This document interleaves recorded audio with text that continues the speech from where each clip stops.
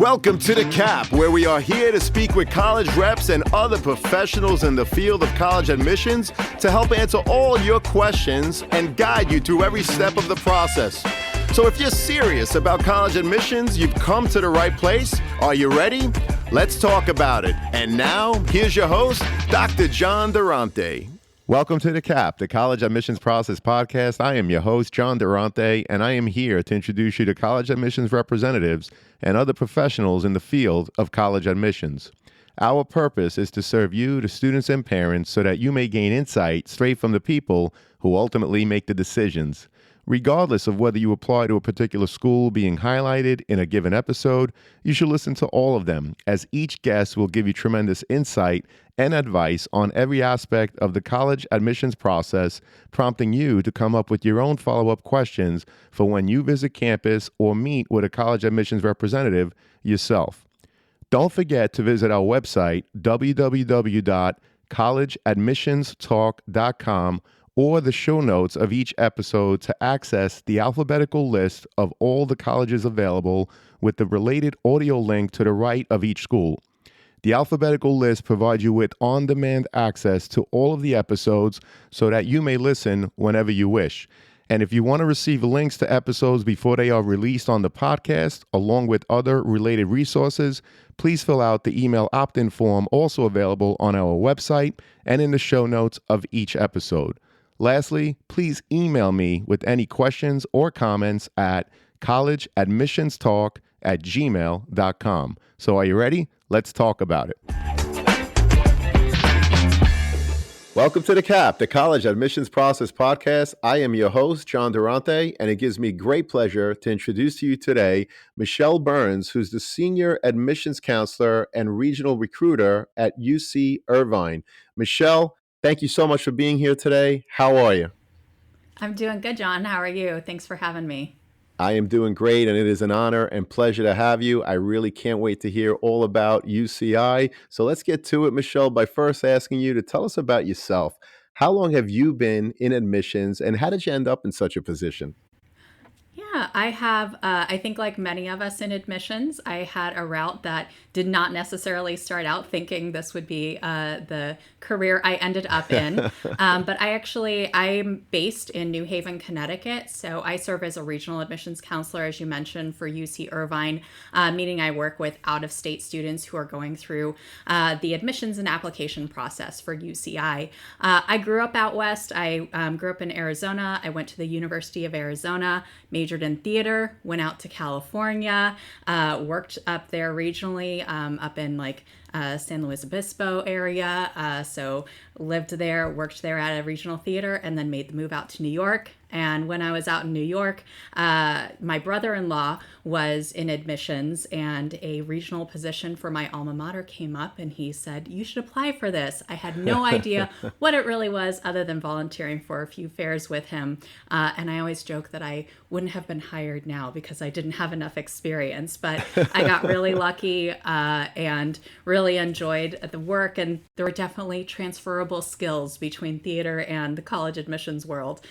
So I went ahead and applied and was given the job as regional admissions counselor for University of Arizona, and did that for a number of years, about 9 years, and then transitioned over to UC Irvine. And I'm about 3.5 years in with UC Irvine. So I've done this for a while now.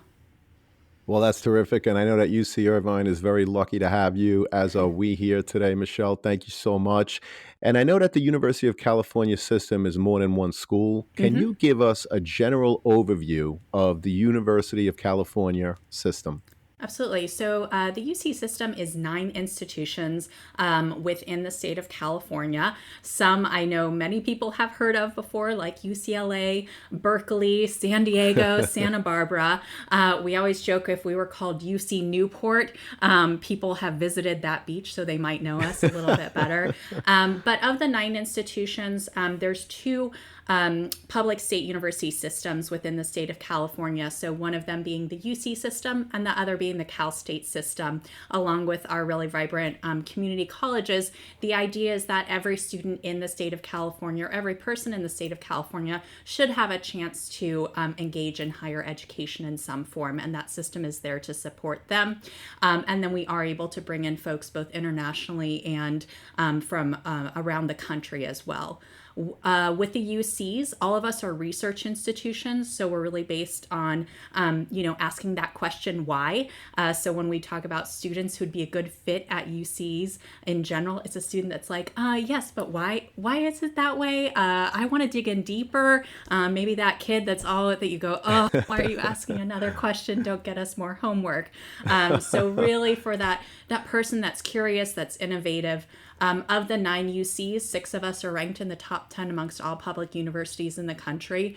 So really, we're there to learn, also to teach. And we talk about when you're at a UC, you are learning from the people that wrote the book, the people that did that research project, really the experts in their field as well. And then last, we're there to serve our community. And when we say community, yes, we mean our local communities, but we really mean the broader communities as well. And, we saw that during COVID with all the research that was happening, the work that was being done by our universities, that, you can turn on the news or NPR and hear, oh, at UCI, at UC Berkeley, at UC Santa Cruz. So it's really great to be part of that foundation. Different from some other state universities, we're not really built to hop between one or another. You do apply, and I'll talk a little bit, I'm sure, about how you apply to us, but, we are all individually universities, so it's not necessarily that you start at one and then go to another. You'd have to go through a process the same as any other transfer student, but we do work together in a variety of ways through different projects that we have. Students can go to another campus during the summer as well. If they want to take summer classes at another campus, they can do that. We also do study abroad trips together. So lots of great ways that are collaborative as well. Well, we appreciate that overview. And going back to UCI, I read a statistic that 94% of your freshman class returned, which is an Hmm. amazing statistic and a testament to the great work that you do in admissions to make sure that you find the right students. But also, it's everything that you do once they're on campus in your classrooms and beyond to make sure that they're happy and, of course, return for 4 years or more. So, Michelle, what is it about UCI that makes it so appealing for so many students to want to apply and ultimately attend? Okay, so one thing we always talk about is our location, which can seem like, oh yeah, location. Okay, everyone wants to be by the beach, and that's great. We're in a beautiful location, so we're about 45 minutes south of LA, about an hour north of San Diego, and just 10 minutes from Newport Beach. One of the rankings we get is the #1 school for beach lovers. You will find that our students are really focused though, so they definitely enjoy the beach and going there. But part of the reason we talk about location is in addition to being in a place that's beautiful, the sun is shining, it's great to be outdoors and everything. We're also in an area that provides a lot of opportunity to our students. We have so many different Fortune 500 companies. About 1/3 of them have either headquarters or offices located right there in Irvine. Biotech firms, we have so many of those in there. We're also part of the Silicon Coast that's located, in the area. And we have so many opportunities for students to really engage and be active in that learning process, and figuring out their career as well while they're doing that. So that's one way that location really plays a big role in why a student would want to come to UCI. We also see some of those reasons, like it is a great education. We bring in some amazing faculty who are doing work that is at the top of their field, and our students want to learn from them when they're doing that. Being a research university, another stat I can throw your way is that 76% of our undergraduates participate in research before they leave us. And I'll Wow. have students ask me, oh, is that just for graduate students? Absolutely not. We actually far outnumber the number of undergrads to graduate students. We have about 5,000 graduate and doctoral students on campus. So keeping in mind that a number of those are in medical school or law school. The graduate students are there, and they, obviously obviously serve a huge role on campus, but that research is really for our undergraduate students to participate in. And I have first year students who are from out of state who are already participating in that research. So when you're at UCI, you're learning from that great faculty in this beautiful location. You're getting to do all the fun things on campus and clubs and activities and that really active student life, but you're also getting that research or that, career engagement right from the beginning. So we really work on active learning and making sure that students are getting to engage in a potential career down the line from their first year on campus. Well, we appreciate that. You spoke about location, great academic offerings, and I know that some of the strong programs include bio, nursing, engineering, Mm-hmm. comp sci, just to name a few. Not to mention the great faculty and, of course, the research opportunities. That was an amazing number. I think you said 76% of the students actively 76%. Mm-hmm. that's Yeah. amazing. So thank you so much for that overview. Yeah, and we know that students also, you mentioned the retention rate, which we're very proud of, but it's also the graduation rate. So 86% of our students will graduate within 6 years, and we're at 76% and will graduate within 4 years. So well above the national graduation rates as well. So they're Fantastic. coming in, graduating in a timely manner, sometimes with 2 or even 3 degrees occasionally. What's up, podcast friends? I'm happy to share that we've teamed up with Dormco to make your dorm decorating a lot easier. Why Dormco? They offer quality and durability, affordability, and a wide selection for bedding to storage solutions and everything in between for your dorm room. So if you or anyone you know is looking to decorate your dorm, see the affiliate partnership link in the show notes for Dormco, your one stop for stylish, affordable, and quality dorm essentials. Please note that if you make a purchase through any of our affiliate links, the podcast gets a commission, but rest assured that we would only promote products that we believe in and feel would benefit our listeners. Thank you all, and best wishes. I get a lot of students that ask me about life on campus. In other words, Mm-hmm. outside of the classroom, what is it that students do to keep themselves busy? I'm sure many of them go to the beach, but in addition to going to the Yeah. beach, what is it that they're doing to keep themselves busy at UCI? hmm Yeah, we have a really active campus life. And one of the things that I love about our students is that it's an incredibly collaborative environment. So first off, we see a lot of students engaging in what they're interested in academically and taking that outside of the classroom into a club or organization. It might also just be something that they're super passionate about. Maybe they're an engineering major, but they are really passionate about social justice. And so that's something that they're getting involved with a club or activity. Or they're interested in climate activism. And so that's an activity. So we'll see a lot of students involved in those sorts of activities that are passions of theirs around something that they really want to fight for or really promote. We're also an incredibly diverse campus. We are not a predominantly white institution. So we have students from all different backgrounds that are on our campus, and seeing that representation on campus and really play out in the cultural groups on campus so that everybody has their place that they can feel like they can call home to really go and celebrate their culture, to have that great cultural sharing out, and also that safe space too when it's needed. And then for other students who may not, be a part of that background or culture, to be able to go ahead and be great allies as well. So that's something. And then our students, of course, love to have fun. So all the clubs and activities you always see on college campuses. I know everyone always is like, we have 700 clubs and activities. So, we have about 30,000 students. So That's amazing. if there is something that they can invent, they will figure it out. But some fun things I always like to share about our student life on campus. One, our students every year try to break a Guinness Book of World Records. So people can look on YouTube and find we're the Guinness Book of World Records holder for the largest game of dodgeball ever played, largest wow. water blaster fight, largest game of capture the flag. We used to hold the record for the largest pillow fight, but a pillow company apparently took that away from us. So just some really fun and quirky ways that our students get together. There's also lots of arts and dancing and singing groups on campus, which is often surprising for students, especially. I know you mentioned some very popular majors that we have. We do have a lot of students that come to us for STEM, and they tend to think like, oh, are you just all bio and engineering?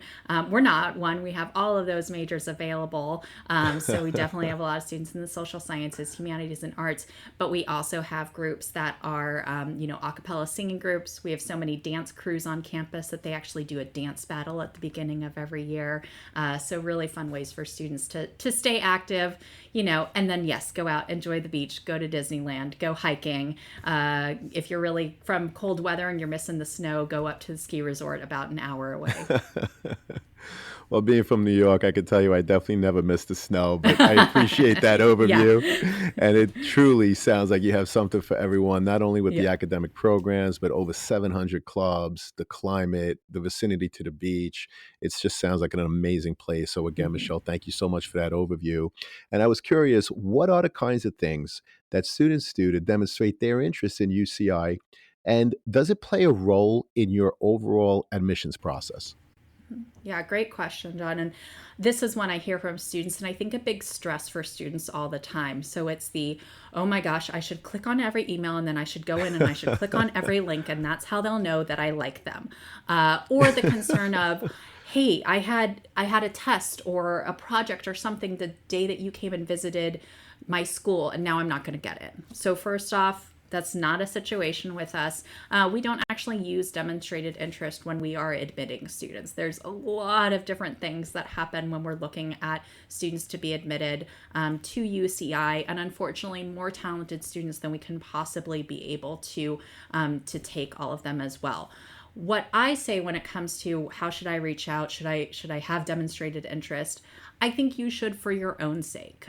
It's really helpful to you to connect with me because you probably have some questions about what life is like on campus. Are we a good fit for you? How should I put this down on my application? Those are all really good reasons to ask those questions. And then if you are admitted to UCI, it also means you probably have a lot of other great choices. So then we can continue that conversation around what are your interests? Are we a good fit for you? We decided you're a great fit for us, but does that work for you too? And that is why I think it's really important to reach out and connect. If you're not able to visit campus, we understand we're a long way away, but if you're able to do a virtual visit, if you're able to come to one of the sessions when we are in person at your school or your area, I think that's really helpful so you can know how our university can be a good fit for you and what your goals are. Well, we appreciate that. And I loved how you talk about the importance of connecting with your local admissions rep, which is something that's Hmm. very easily found online by simply doing a Right. search. And Michelle, you mentioned virtual visits. In fact, if a student can't come to campus out in Hmm. California, particularly if they're from the East Coast. But let me ask you, if a student is in fact able to visit campus, what are some of the areas that they should absolutely visit? And what types of questions should they be asking to help them determine if UCI is in fact the right fit for them? Yeah.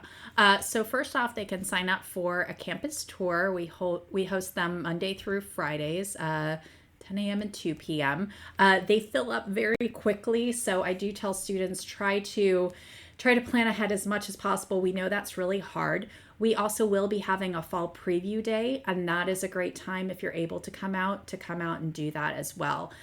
When you're on campus doing the tour, our tours are run by our wonderful campus reps who are current UCI students. About, I think, 15% of them are out of state or international students as well. So if you happen to meet that out of state or international student, I would go ahead and ask them what it's like to be a student on campus from New York or from Wisconsin or from, Indonesia, and just get a sense of what is it like to be a student from far away who's on campus. as well. And then, ask about clubs, activities, student life. Ask your campus rep, what is it that you do in your spare time? What's your favorite place to eat? On our visitor page right now, we actually went ahead and surveyed some of our campus reps about their favorite places to eat. So whenever students visit college campuses, I always recommend, like, you're going to go to places where your parents can take you and those nice places and obviously enjoy that. But also check out what would my life be like as a student. So right across the street from our campus, we have a place called UTC, which is University Town Center. It has a Target and Trader Joe's, so they get all their dorm needs right there. Also a movie theater and like great shops and restaurants there. So check out UTC. There's a huge foodie culture in Irvine, so definitely go ahead and enjoy some of the great restaurants in the area. And then our students do go down to the beach. So they go to Newport Beach or Costa Mesa or Huntington Beach. Those also have bonfires at night. So if you go down on a Thursday or Friday night, you'll see the fire pits and everything, and just get a sense of, wow, this is what I can do as a student. I would recommend to any student as well, look on the campus calendar if you love a basketball game or a volleyball game, or if you want to go ahead and check out the latest play or musical or dance show or art show going on. Go ahead and check out a campus's calendar, because that's going to give you a good sense of what's the life of the campus, what else is going on. And if there's a particular area that you're interested in, I can't guarantee you, that we can get you a tour with an engineering professor, but I've also had students say, oh, I reached out and I was able to go chat with them, or there might be an open lecture going on that they can go ahead and attend. So I think if you can get a sense too of those things that you're interested in that are open to the public, we are a public university, so we have a lot that's available for our community too. Well, that's great advice. And it's, visiting the different dining areas, whether it's on campus or off campus, Hmm. reaching out to a professor. It would be amazing if you could actually go and sit in on a lecture or even have a conversation with one of them. And of course, if you're into athletics or the arts, see what the campus calendar has to offer so that you could immerse yourself while you're there. So those are great pieces of advice. Michelle, I was also curious, how many applications do you actually review a year? And do you represent a specific region? Hmm. So I personally review anywhere from 1,000 to 1,500 applications per year. We receive Wow. over 100,000 applications to UC Irvine. Wow. So we spend and we have a very short period of time to read all of those. So that is what you will find me doing over my winter break, and to really space out and give the time and attention that every student deserves and every applicant deserves.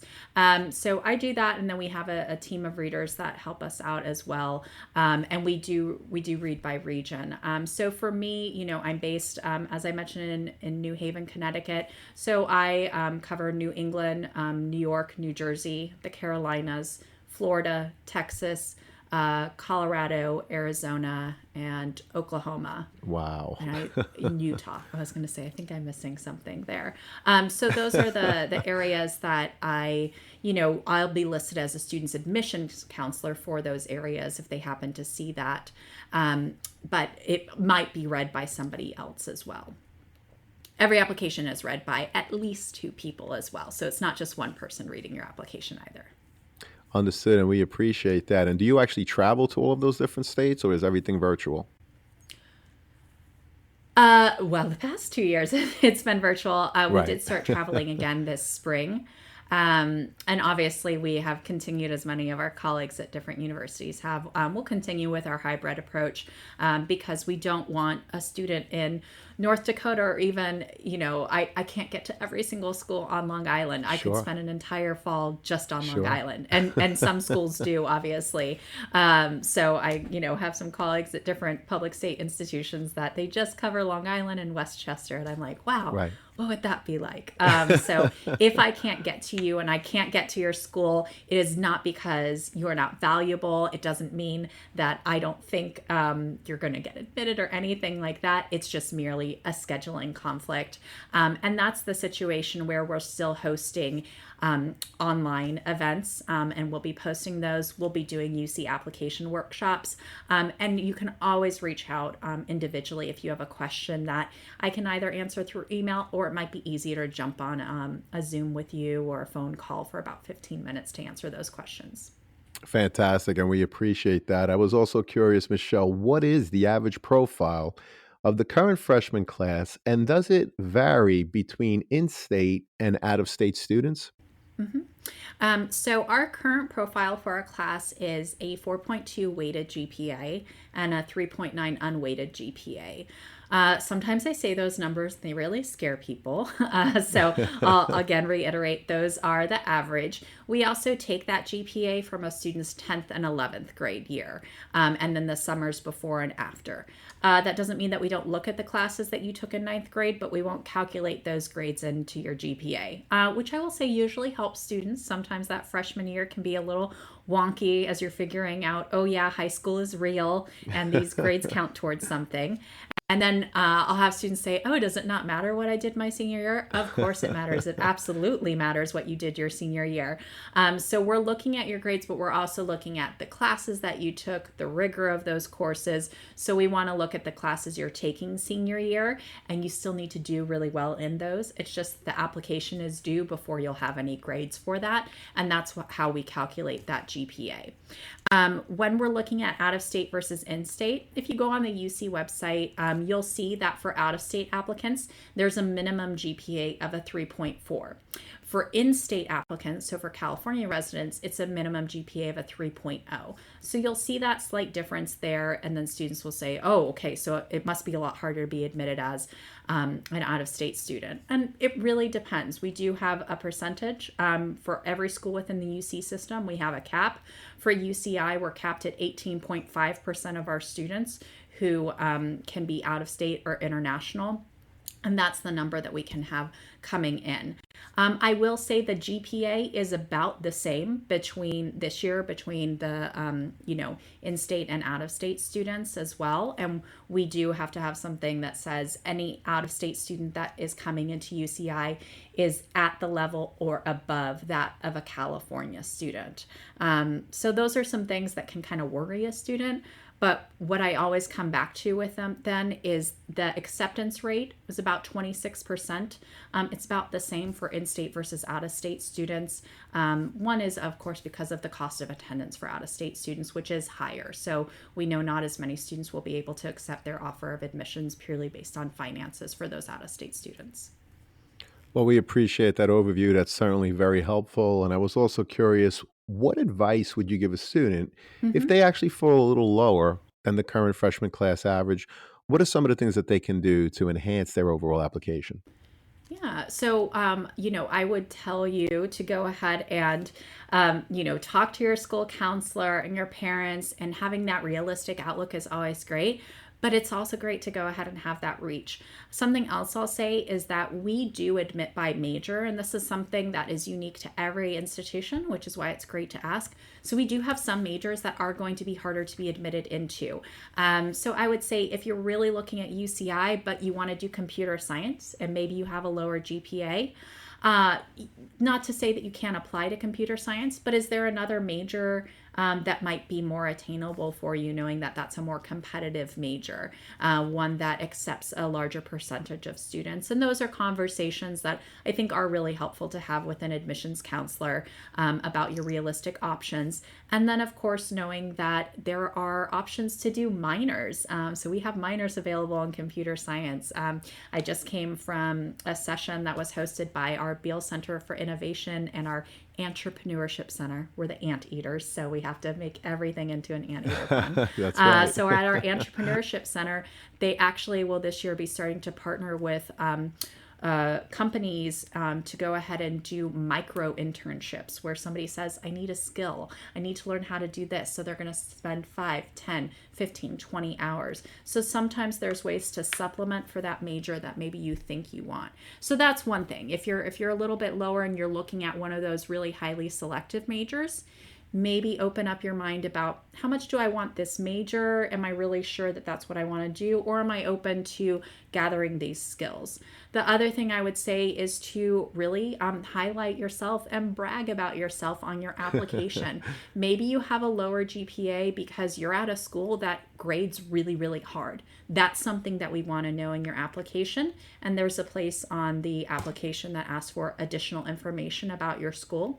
And that's a place where you can let us know, hey, this is the grading scale of my school. An A starts at a 93, and that's why I have some B's in there. That's good information to know. And also highlight anything that you've done, especially if it is, in an area that you're interested in going into. So if you're looking at engineering and you want to go ahead and brag about the robotics competitions you've been in and that you've won, tell us about that. Really quantify and qualify on your application. So go ahead and brag and say, hey, I got 10th in this competition, but that was 10th out of 500 different teams that were chosen from the entire US.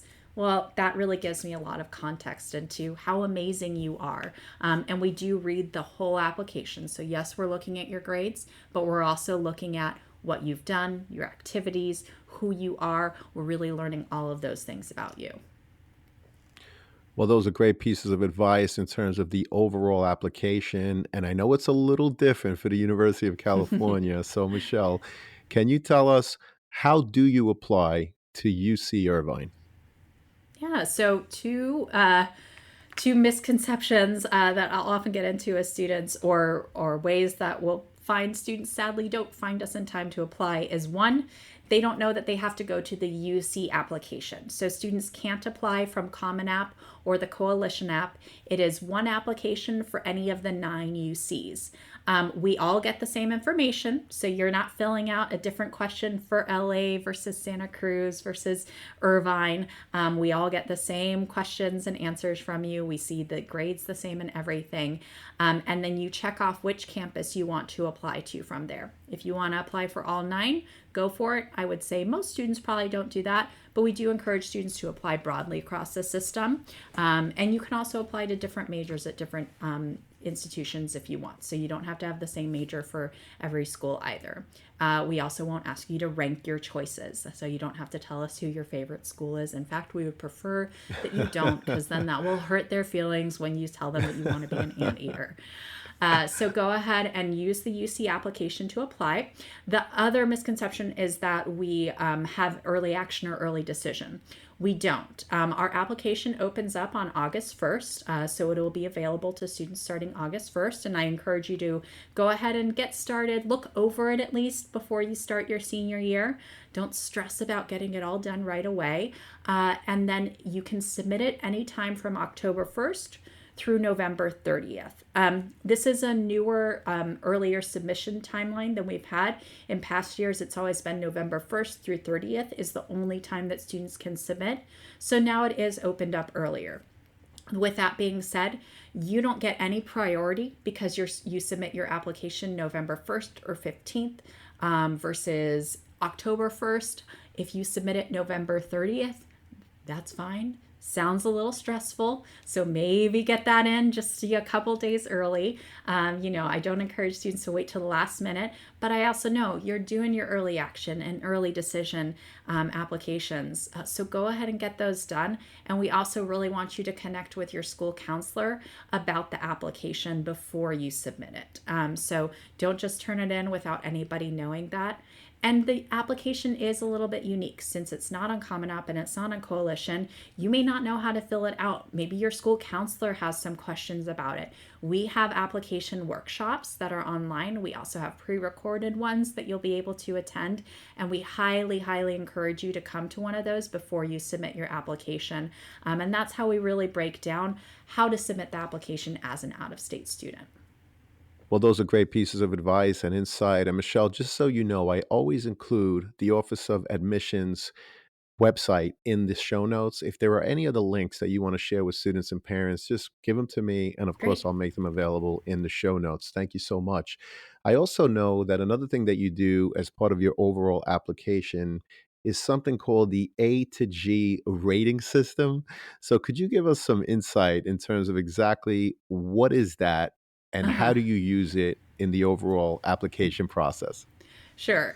So this is a big concern and the area that most people freak out about on the application. So first of all, it's the A through G courses and or requirements, and all they are the classes that we require for you to come into a UC school. What are those? They're probably the same or close to the same as what you need to graduate from your high school. So That's right. every state has requirements, but I'll go through them. We call them A through G because each one has a letter associated with it. So it's 2 years of history.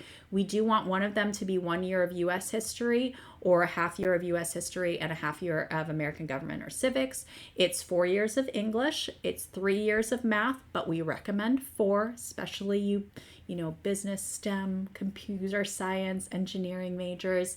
2 years of science, but we recommend three. Again, 2 years of a language other than English, but again, we recommend three. And then 1 year of a visual or performing arts, and then 1 year of a college prep elective. The two areas I get the most questions about are the F and the G. The F is the 1 year of visual or performing arts. And that is one where a student will say, I'm at a STEM magnet school. We don't have a performing arts. What do I do? You're just going to list that in your application. You could also do something like a BYU online class, a summer school class through a community college. We would also take those as a visual or performing art. If you don't have it in there and you're a senior and you're hearing this in October and you're like, oh my gosh, what do I do? Should I just not apply? No, still apply if you don't have that visual or performing art. Just make note in your application in those additional comments. I didn't have time to do this, or my schedule didn't allow it. And then that 1 year of college prep elective is the other question that we get all the time. What is that? What should I do?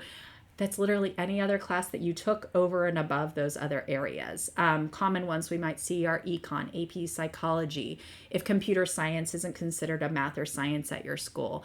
So if you have questions, that's where, reach out and ask us. But there are a lot of different options for those elective courses. Well, we appreciate that. And I also know that as part of your overall application process, you do not use teacher letters of recommendation. Mhm. And students, of course, are asked to fill something out called a PIQ, which is a personal insight question. Michelle, can you explain how you use these in your overall application process? hmm Well, we wish that we could interview every single student that applied to us. And I read these applications, and we just have the most incredible students who have done these amazing, innovative things. So I certainly wish we had the time to interview them, but we don't. And in lieu of that, what we use are the personal insight questions. These sound scary, but they're really not. They are 8 questions, and you choose four of them. You choose the four that are the best fit for you. There is not a magical, oh, you chose the right 4 questions and now it's opened the door to UC admissions. Again, choose the four that best fit you. What we're looking for in those questions are really more of an interview style. So, John, if I was interviewing you and I wanted to know what, a great opportunity you had in your education was, you would probably talk to me and tell me about what a great opportunity that you took advantage of in high school was. If I asked you about an academic area that you're really passionate about, I would want you to share what that is with me there. So there are ways for us to really get to know the student more. And when I tell students to look at the questions, really think about the arc and scope of the questions. They're all a little bit different. And what I want you to think about is, what do we learn about you from each of those questions? So if you are really into basketball and you want to talk about your basketball experience and you've shared that in your resume section of the application already and your activities, and we know that you play on the club team and we know you went to state, and maybe you're talking about that in the leadership question, that's fantastic. You probably don't need to repeat that in questions 2, 3, and 4 then, though. Maybe we want to learn something else about you in that. So this is about your academic focus, your grit. What are some things that you've really had to struggle through, or what are some great accomplishments that you've had? What do you value as a person? We might learn about a student's background or culture, or something that they've had to go through, and they want to explain that in the application too. So it's that place that it really rounds you out as who you are as a student, what are your values, and what great information can we learn about you in that. Well, this is great insight into the overall UCI application. Michelle, we really appreciate it. I was also curious, what kind of scholarship opportunities do you offer for academic achievement? And does a student have to apply separately for any of these offerings? So we have a scholarship for out-of-state students called the Director's Scholarship. We review that for every student that applies. We are limited in the number that we can offer. So unfortunately, we're not able to offer it to every single out-of-state student that we accept. I truly wish we could. And it's also not a full scholarship. So I always like to tell students that the past 2 years, it's been a $10,000 scholarship for the first year and then $10,000 for the second year, and it's not renewable after that. So those are good things to keep in mind. We do have additional scholarships that students can apply to, and that's on our scholarship page. Once a student has submitted their UC application, they can go ahead and go into that, and they'll probably get emails about those additional scholarships, and those will go throughout the year. The other thing I encourage students to do is search for those external scholarships. So like many other universities, we use Scholarship Universe, and that's linked on our Office of Financial Aid and Scholarships page. So go ahead and take a look at that and start applying for those early in your senior year before everything gets weighted down, and you have so many things to do. Many of those application deadlines are actually before the spring even, so you could apply for external scholarships and they might come from a foundation or a big corporation. And those can really add up. So we do encourage students to do that. This is where I have some hard conversations with students in the spring. I truly wish that we could give bigger scholarships and everything, but it is something that due to the California State Legislature, we do need to go ahead and retain most of our funding for our in-state students. So we're not able to give any grant funding outside of a Pell Grant to out-of-state students who are coming to UCI. So that's where it's really good to get a sense of that as you're starting to look for schools. And if UCI is really a dream of yours, then go ahead and look for those external scholarships to help balance out that funding. Well, we appreciate that overview. Again, thank you so much for sharing and explaining all of the different opportunities in terms of your scholarships. This has been a phenomenal conversation. I'm so happy because I know it's helping a lot of students and parents. Michelle, this brings us to our last question. What are your top three pieces of advice that you would give to students and their parents getting ready for the college admissions process? Absolutely. So one is two of these we kind of already touched on, but one is go ahead and reach out early. That is my top piece of advice. Reach out. What are your questions? Don't, do your research. I think that's a good thing to do. So if I get an email that says, "Hi, I want to learn about UCI," I will email you back, but it's going to be pretty vague because you probably don't need 10 pages of email about every single program that we have. So go ahead, look on the website of any school that you're interested in. Find out what is it about it that's appealing to you. What might you be interested in? It's totally fine if you're undecided. That's great. You can come into an institution undeclared, but go ahead and learn a little bit more. What are you looking for in a school? And then ask a few of those direct questions to that admissions counselor to get started. So don't be afraid to reach out, and don't be afraid to reach out at any point throughout the process. It's really important in that application time. It's also incredibly important in that decision-making time. So once you've received that letter of acceptance, that's when now it's in your hands. Now we got to impress you. So what is it that you need to know about the school, and how can we help give you that full picture? The other second point that I think is really important for both parents and students are finances. It is a reality of college that it is expensive no matter where you're going. So be realistic about what is available for you. We often talk about schools that maybe you don't have that minimum GPA. I also think it's good to talk about being realistic in financial terms as well. So I mentioned that unfortunately we don't offer a lot of out-of-state scholarships. So keep that in mind. It doesn't mean don't apply, but do keep in mind, is your heart going to break? And I'll probably cry with you when we can't be able to swing it, in April or May. But I really, it saddens me to have those conversations where this has been a student's dream school and they're just now realizing that financially it might not work out. And a lot of that too is on having that conversation as the parent. So parents, please talk to your students now. Let them know what is the reality, what money is saved, what money is available, how do we all feel about loans and taking those out. So it's really important to have that conversation now as the application process is starting.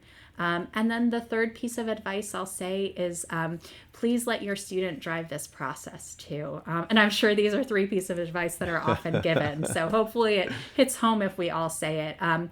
But, to the student, this is your process. You're the one going to school. So you need to be comfortable with it. And, check it out. It's also okay if, maybe UCI has been your dream school and maybe you get admitted and then you fly out there for admitted student day and you go, oh my gosh, I have to make this flight from JFK to John Wayne Airport in order to go. And I don't think I can do that. That is totally fine. It is okay to realize, like, maybe this isn't for me. And sometimes making that trip and visiting the campus is a good way to realize that. So just realize you're the one going to school, cast your net wide, especially when you're first starting that search to see what's out there, what's available for you. And then make sure you ask all the questions to make yourself comfortable with that process. And parents, it is okay to come in and ask those questions, especially around finances, but really make your student a part of it. So let them drive the car and you can be there with, the brake, the invisible brake to help them. Well, that's a great analogy, and this has been a terrific conversation. We really appreciate your time, your insight today. Michelle, I hope to have you again because you really provided so much great information. Thank you so much. Absolutely. Thank you so much, John. And I'll go ahead and I'll email you the links for the personal insight questions as well. So for any students who looked at that or who listened and want to get a head start on that, they can look at the personal insight questions as well to get started. That's fantastic. And of course, we'll make all of that and more available in the show notes of the podcast. Michelle, thank you again. This has been terrific. Wishing everyone the best.